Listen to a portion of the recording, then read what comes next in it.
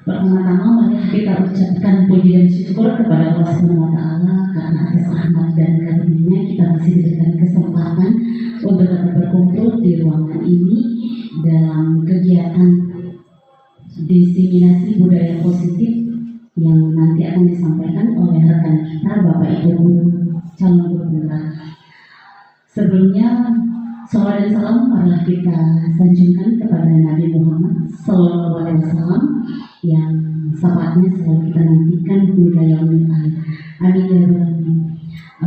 Bapak Ibu yang kami hormati, sebelum mengawali acara ini, marilah kita bersama-sama membuka acara ini dengan mengucapkan basmalah. Bismillahirrahmanirrahim. Selanjutnya ada sambutan dari Bapak Kepala Sekolah yang untuk kesempatan ini diwakilkan oleh Bapak Wakil Kepala Sekolah kepada Bapak Ekman Bakla. Kami persilakan.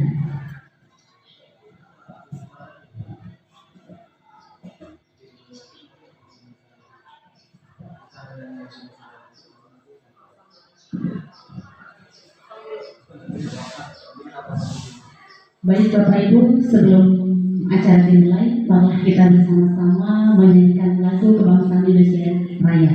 Hadirin dimohon berdiri.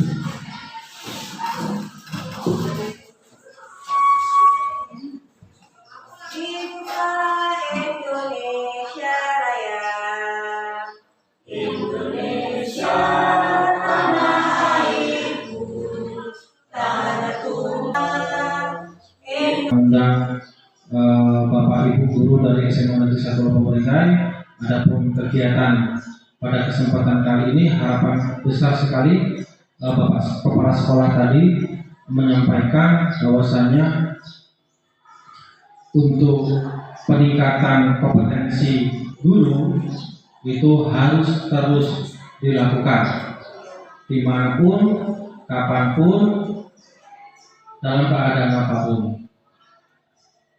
Kemudian calon guru penggerak dari sekolahan SMA Negeri 1 Labang Merdeka ini ada 3. Tentunya harapan besar dari Bapak Kepala Sekolah 3 calon guru penggerak ini nanti dapat berbagi praktik baik, dapat berkolaborasi dengan guru yang lain, dapat memberikan apa yang sudah didapat dari PGP ataupun program guru penggerak ditularkan kepada rekan-rekan sejawat yang nantinya tentunya Kepala Sekolah. Selanjutnya di sini kita langsung saja Bapak Ibu ya. Di sini ya sama-sama mereka punya kesempatan untuk mendapatkan itu.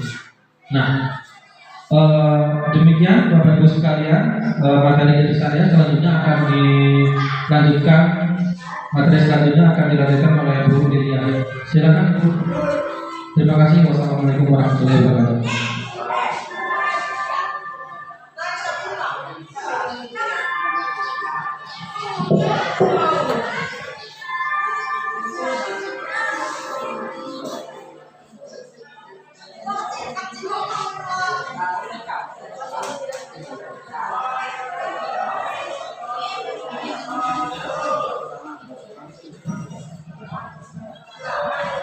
Terima kasih waktunya Bapak Ibu. Oke, sebelumnya saya perkenalkan diri dulu. Assalamualaikum warahmatullahi wabarakatuh. Perkenalkan, nama saya Lilia Oktavianita. Saya adalah calon guru penggerak angkatan 11 Kabupaten Lampung Timur yang bekerja di instansi SMA Negeri 1 Labuan Bajo. Pada materi praktek baik ini saya akan menerapkan atau mensosialisasikan tentang yang pertama adalah nilai kebajikan. Oh ya, sebelumnya tadi Oke ya, mungkin di sini saya kembali lagi ke materi ini. Maksudnya di sini kan kita itu ada namanya disiplin positif dan tidak positif. Jadi bagaimana sih seorang guru itu harus mendukung atau mengkonsekuensi? Nah, kembali lagi kalau kita sebagai guru atau sebagai wali kelas, ketika kita melakukan pembelajaran di kelas, kita kan pernah ya menyepakati yang namanya keyakinan kelas, ya, atau kesepakatan ke kelas. Nah, ketika anak tidak disiplin, seharusnya kita tidak boleh menghukum, memaki anak di depan siswa atau menunjuk-nunjuk atau memberi hukuman lain. Kenapa? Karena itu akan kecil hati, mereka akan minder atau karena malu sendiri, itu mereka tidak akan percaya diri lagi, merasa bagian atau orang yang bersalah gitu. Nah, yang ketiga ini tadi memberi penghargaan dalam meningkatkan motivasi belajar anak. Jadi gini, disiplin itu kan ada dua, ada disiplin positif, ada dan tidak positif. Ketika anak tidak disiplin atau melakukan disiplin positif, inilah yang akan kita terapkan, memberikan penghargaan. Ketika anak itu melakukan disiplin positif, ini loh penghargaan yang kita beri. Jadi penghargaan itu kan ada verbal dan non verbal. Verbal itu seperti mungkin kita melakukan puji-pujian ya, seperti oh kamu hebat, kamu bagus, prestasi kamu baik. Nah, kalau non verbalnya kalau verbal itu kan kita melakukan dengan kata-kata yang baik ya. Tetapi kalau non verbalnya itu kita memberikan aplaus ya, seperti tepuk tangan atau seperti perlakuan lah. Nah itu. Lanjut. Oke ya, di sini akan saya terapkan nilai kebajikan. Apa sih nilai kebajikan? Jadi nilai kebajikan itu adalah sifat-sifat positif manusia yang merupakan tujuan manusia yang ingin dicapai setiap individu. Jadi seperti yang telah diungkapkan Diana Gosen atau menurut Diana Gosen tahun 1998 mengemukakan bahwa dengan mengkaitkan nilai-nilai kebijakan yang diyakini oleh seseorang, maka motivasi intrinsiknya akan terbangun sehingga menggerakkan motivasi dari dalam untuk mencapai tujuan. Ini hubungannya dengan motivasi anak atau motivasi siswa. Nah, jadi nilai kebajikan ini harus kita terapkan. Sesuai apa? Sesuai dengan profil pelajar Pancasila. Nah, salah satu nilai kebajikan universal yang kita terapkan di sekolah adalah profil pelajar Pancasila. Sebenarnya kita sudah menerapkan ya. Ada 6 poin. Yang pertama adalah beriman, bertakwa kepada Tuhan Yang Maha Esa dan berakhlak mulia. Coba salah satu contoh nilai kebajikan beriman dan bertakwa itu apa sih, Bu Lintan?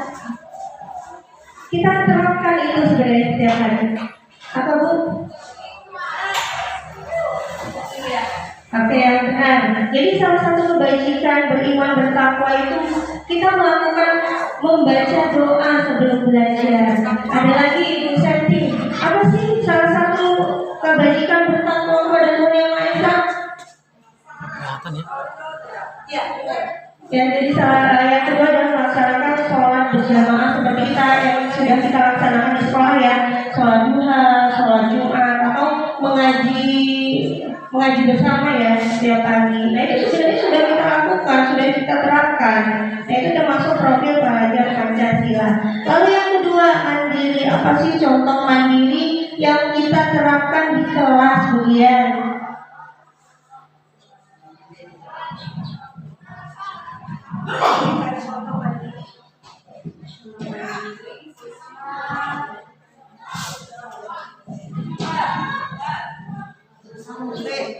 Nah, mengenali diri sekolah berdasarkan profil pelajar Pancasila, berarti siswa dapat mengerjakan tugas kelompok dari individu secara mandiri dengan memberi motivator dari guru.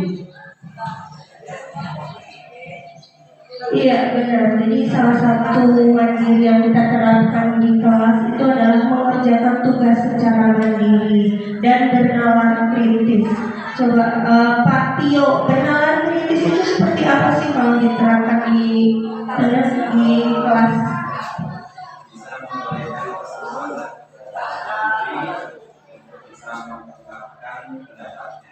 Oke, ya, salah satu pendengar kritis adalah bisa mengungkapkan pendapatnya ya. Itu juga pendengar kritis. Berkebinekaan global. Jadi contoh berkebinekaan global itu di mana siswa itu tidak membeda-bedakan ya, tidak membeda-bedakan sesama teman. Artinya kita di sekolah ini kan semuanya banyak ya, sekolah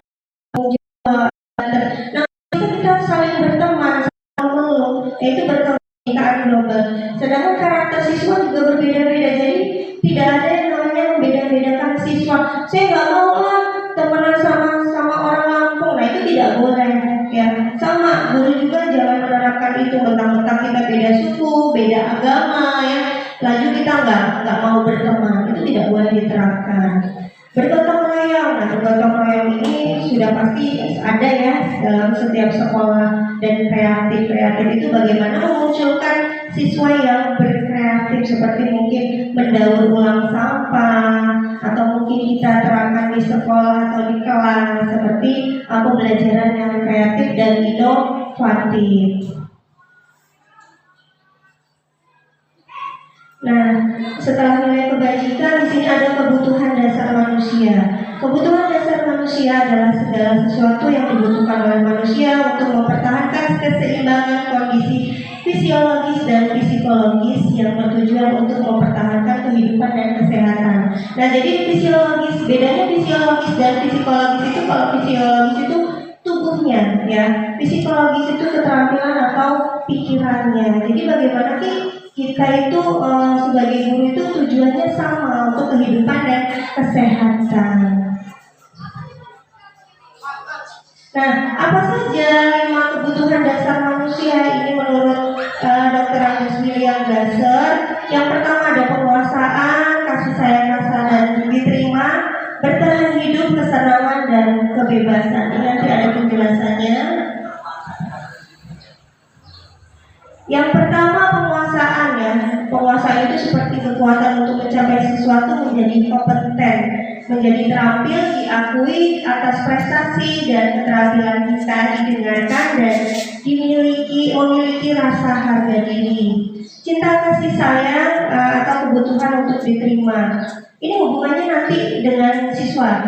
Nah, ini adalah hubungan dan koneksi sosial, merasa disayangi, diterima, dan merasa menjadi bagian satu dalam kelompok. Maksudnya gini, kita itu sebagai guru kepada siswa itu jangan menerapkan penguasaan. Nah, ini penguasaan. Kalau penguasaan kan artinya kita tuh di dalam pembelajaran, mentang-mentang kita guru, kita menguasai. Nah, itu tidak boleh ya. Jadi yang harus kita terapkan itu adalah cinta dan kasih sayang. Artinya kita saling memeluk sama murid itu. Ada hubungan koneksi sosial di mana murid itu, oh iya, kalau merasa bersalah tidak perlu dihukum. Kita harus memeluknya dengan rasa cinta dan kasih. Agar apa? Agar dia itu tidak merasa kecewa atau sangat bersalah. Padahal sebenarnya dia yang dia lakukan itu teman-temannya juga semua pernah melakukan. Jadi dia menjadi percaya diri lagi dan bisa menjadi bagian dari sekelompok. Nah, kalau kita bully si siswa tersebut, akhirnya apa? Dia merasa malu dan dia untuk berteman menjadi satu kelompok itu dan tidak ada rasa percaya diri lagi. Nah, yang ketiga itu bertahan hidup, yaitu kesehatan, rumah, dan makanan serta kebutuhan biologi. Nah, maksudnya bertahan hidup ini kita bukan berarti memfasilitasi kesehatannya, rumah, makanan serta tidak seperti itu ya. Bagaimana sih kita menerapkan kepada siswa agar dia itu mau bertahan gitu, mau bertahan di dalam kelompoknya atau di dunia pendidikannya.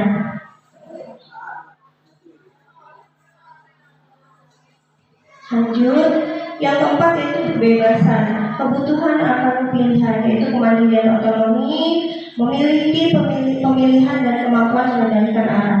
Nah, sebagai siswa kita tuh harus memberikan kebebasan juga ya kepada siswa. Jadi jangan kita itu seperti mengurungnya. Kebebasan itu banyak, seperti kebebasan berpendapat ya. Nah, itu salah satunya. Lalu yang kelima, kesenangan. Kebutuhan akan merasa senang. Bagaimana sih kita membuat siswa itu agar termotivasi, agar tetap senang dalam pembelajaran, yaitu mencari kesenangan, bermain dan tetap. Banyak kok kita bisa menerapkan bagaimana pembelajaran itu agar tetap agar siswa itu tidak bosan. Salah satunya adalah dengan menerapkan ice breaking. Nah, kembali lagi kita ada pembelajaran berdemokrasi. Nah, sebenarnya itu tanpa sadar kita sudah nih lakukan, ada pembelajaran kreatif inovatif. Nah, mungkin salah satunya juga seperti ini. Saya memunculkan pembelajaran menggunakan LCD atau proyektor. Ini juga salah satu pembelajaran berdiferensi. Jadi agar siswa itu termotivasi dengan pembelajarannya. Oke. Motivasi perilaku manusia. Motivasi itu merupakan dorongan yang terjadi pada diri seseorang secara sadar atau tidak sadar untuk melakukan kegiatan dan tujuan tertentu. Motivasi yang pertama, untuk menghindari ketidaknyamanan atau hukuman. Murid melakukan disiplin diri karena takut tak percayai. Jadi yang ketiga ini motivasinya adalah murid melakukan disiplin diri karena sadar akan nilai kebajikan. Nah, jadi yang tepat ini nomor 3. Murid melakukan disiplin diri itu karena sadar akan nilai kebajikan dari dalam dirinya sendiri. Nah, ini salah satu contoh konsep disiplin gagal, ya, identitas gagal. Kalau kita menghukum siswa, bagaimana sih konsepnya? Nah, siswa itu menjadi akan menyakitkan, ya, tidak nyaman, murid merasa takut. Nah, kita tuh seperti memaksa, terus murid menyembunyikan kesalahan karena takut sama gurunya, dia jadi tidak jujur, ya, jadi tidak jujur, jadi menyembunyikan kesalahannya. Kamu ini enggak, ada kan sebenarnya akhirnya dia menyembunyikan. Nah, murid menjadi rendah diri karena kita memberikan hukuman ini tadi. Murid itu tidak percaya diri dan rendah diri.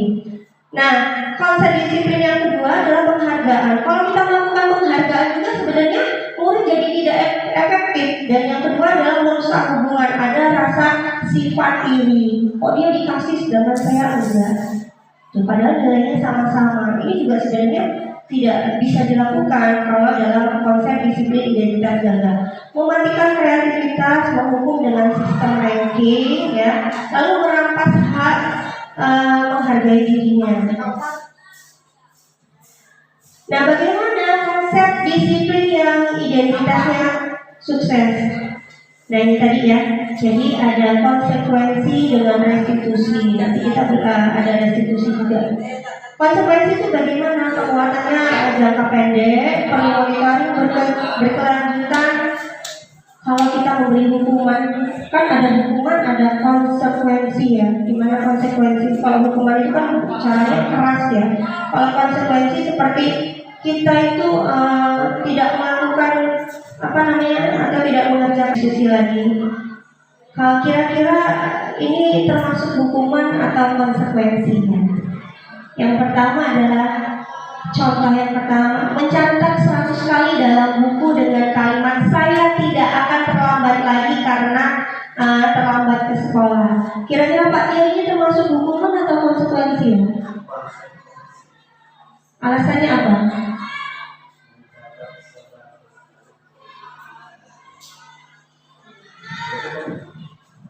Karena dia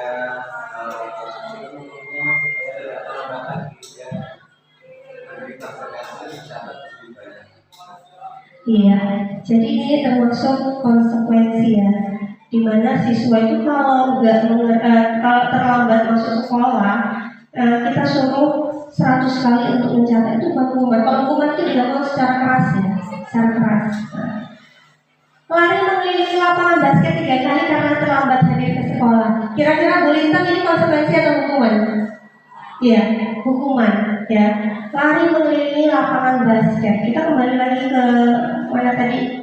Hukuman. Guru menghukum siswa tersebut hormat bendera selama 10 menit. Guru marah. Jadi murid merasa takut. Tuh, ya. Itu juga termasuk hukuman.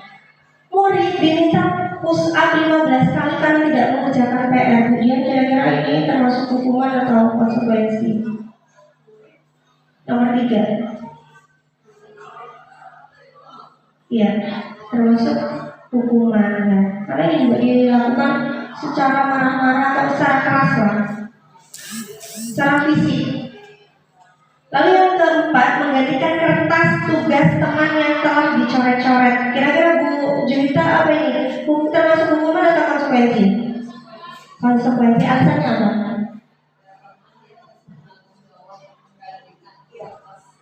Iya, luar biasa, ya. Jadi kalau ada siswa yang mencoret-coret tugas tugasnya, artinya dia harus bertanggung jawab menggantikan kertas yang sudah dia coret-coret ya. Meminta murid tidak mengenakan sepatu seharian di sekolah karena tidak menggunakan sepatu hitam. Kira-kira bisa ini hukuman atau konsekuensi? Kenapa nggak konsekuensi? Meminta murid untuk tidak mengenakan sepatu seharian di sekolah karena tidak mengenakan sepatu hitam.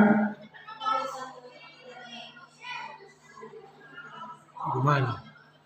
Ya, jadi hukuman ya, bukan konsekuensi. Kenapa? Kita tuh kan punya peraturan ya di sekolah. Peraturan kita tuh mungkin Senin sampai Kamis itu menggunakan sepatu hitam. Jadi kalau sebenarnya kita bisa melakukan konsekuensi dengan dia mungkin bisa kita meminta murid itu untuk tidak mengulangi lagi, tapi jangan dihukum lalu dengan tidak menggunakan sepatu seharian itu kan sama aja seperti menghukum siswa. Yang kelima ini ada 5 posisi kontrol nih. Nanti kalian tahu kalian itu masuk yang mana sih gitu. Posisi kontrolnya itu yang mana. Tadinya saya nggak tahu, saya itu masuknya posisi kontrol sama murid itu yang apa. Yang pertama itu kita itu sebagai penghukum, pembuat rasa bersalah, teman, pemantau, manajer. Nah ini ya, contoh sebagai penghukum ya. Kalau penghukum itu seperti patuhi aturan sekolah lalu berdiri di depan kelas, nah itu seperti penghukum. Pemantau itu nih, kamu tuh sudah melanggar apa peraturan dan konsekuensinya. Jadi kita seperti, kamu tahu kan kalau kamu melanggar konsekuensinya seperti apa, gitu. Nah kalau kita menjadi teman, mengajak teman, nanti ada plus minusnya, mengajak guru dan murid itu kayak kawan. Ayolah yang tertib, buat guru ini bangga. Kali ini tidak apa-apa kamu salah. Nah itu kayak kita ngomong sama teman gitu. Tapi ada plus minusnya di sini kan kalau kita selalu kayak berteman sama siswa. Pembuat rasa bersalah. Nah ini bagaimana berapa kali bu guru harus memberitahu kamu, bu guru kecewa sama kamu. Itu sering kita lakukan kan seperti itu. Itu juga pembuat rasa bersalah. Nah manajer ini kepemimpinan. Apakah kamu perlu tahu kesalahanmu? Kira-kira bagaimana kamu akan memperbaiki kesalahan ini? Nah, kira-kira Bapak Ibu guru pernah jadi yang mana ini? Pak Dia pernah jadi yang mana ini? Teman. Semua pernah. Teman. Pak Dia pernah jadi penghukum pernah? Gak pernah menghukum siswa ya? Jadi teman bu. Lebih ke teman. Cewek. Tapi Jadi kalau cewek. teman ini ada plus minusnya ya. Kalau kita selalu Jadi cowok. kadang kita tidak dihargai sama siswa. Terus ada juga nggak sebagai pembuat rasa bersalah? Saya kecewa sama kamu. Nah itu juga sering ya kita itu kecewa sama kamu. Karena kamu udah sering melakukan ini gitu. Nah ini manajer ini kita sebagai kepemimpinan. Ini restitusi. Apakah kamu tahu kesalahanmu? Kira-kira bagaimana kamu memperbaikinya? Seperti mencari solusi atas kesalahan tersebut.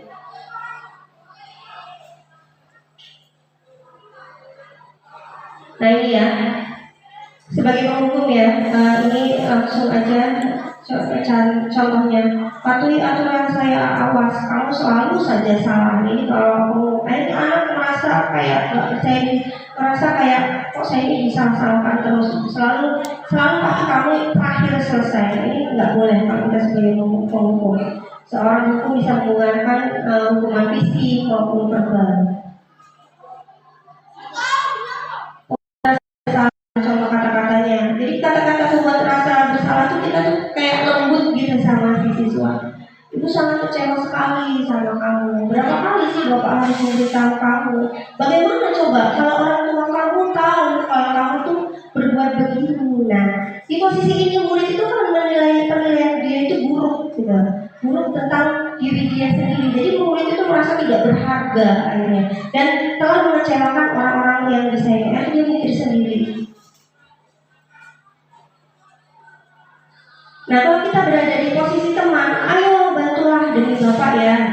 Ayo ingat tidak bantuan yang ketiga aja langsung. Ya sudah kali ini tidak apa-apa, nanti ibu bantu bereskan. Nah, ini termasuk hal negatifnya dari posisi teman. Bila suatu saat guru tersebut tidak membantu, maka murid akan kecewa dan berkata, saya pikir Bapak Ibu teman saya. Karena kan kita saking sudah sering sekali menganggap dia merasa teman, jadi dia ingin menyepelekan kita. Nanti tiba-tiba si murid itu pengen minta tolong kita nggak ngebantu, aja dia berpikir, saya pikir bapak ini teman saya, ternyata enggak. Nah, kalau guru sebagai pemantau itu biasanya dia mengikuti peraturan yang ada di sekolah. Kamu tahu nggak sih peraturannya di sekolah ini seperti apa? Sanksi atau konsekuensinya apa yang telah kamu lakukan? Ya, jadi seorang pemantau ini mengandalkan perhitungan, catatan, data dapat digunakan sebagai bukti atas perilaku seseorang. Kita tuh kan ada ya namanya buku jurnal. Nah, itu sebagai pemantau nih, buku jurnal. Jadi setiap kesalahan anak itu karena peraturan kita catat di buku jurnal. Itu juga sebagai pemantau. Ada catatan-catatan. Manajer, nah di mana posisi manajer ini harusnya kita terapkan nih. Kita ini sebagusnya sebenarnya ada di posisi manajer ya. Di mana guru itu berbuat sesuatu bersama dengan murid, mempersiapkan murid, mempertanggungjawabkan perilakunya, mendukung murid agar dapat menemukan solusi atas permasalahan sendiri. Seorang manajer akan berkata, nah ya. Akan berkata, kalau dia misalkan tidak mengerjakan PR atau terlambat sekolah atau terlambat masuk nih, kamu tahu kan, misalkan kembali ke keyakinan kelas ya, misalkan kamu tahu kan apa yang telah kita yakini atau kesepakatan kita di kelas, terus apakah kamu meyakini? Nah ini ya, jika kamu meyakini, apakah kamu bersedia memperbaikinya?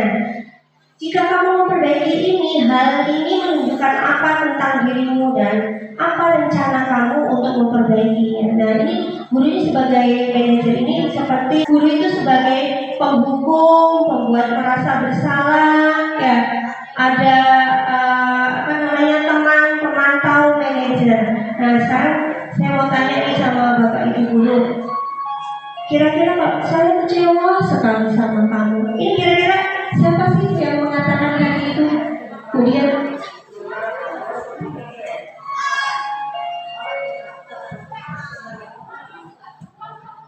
sambil tak cariin yang kosong ya. nah ya, saya kecewa sekali dengan kamu. Ini jadi siapa sih ini sebagai teman? Jadi kalau teman sama siswa itu, ayolah lakukan demi bapak. Jadi ada teman. Apa kamu mendapatkan stiker bintang hari ini? Kira-kira ini apa? Apakah kamu mau mendapatkan stiker bintang hari ini? Ya, kayak kita memberikan reward penghargaan. Ya, manajer. Iya. Ya, sebagai manajer. Jadi kita kayak memberikan solusi, memberikan rencana perbaikan kamu apa sih? Bagaimana kamu bisa menyelesaikan masalah ini? Nah, ini juga sebagai manajer ya, manajer. Lalu yang terakhir, kamu selalu yang paling terakhir. Nah, ini juga ya sebagai penghukum. Ya, itu tadi penjelasan praktek baik yang sudah saya lakukan. Nanti yang ketiga, praktek baik yang akan dilakukan atau diterapkan oleh Ibu Fatoma.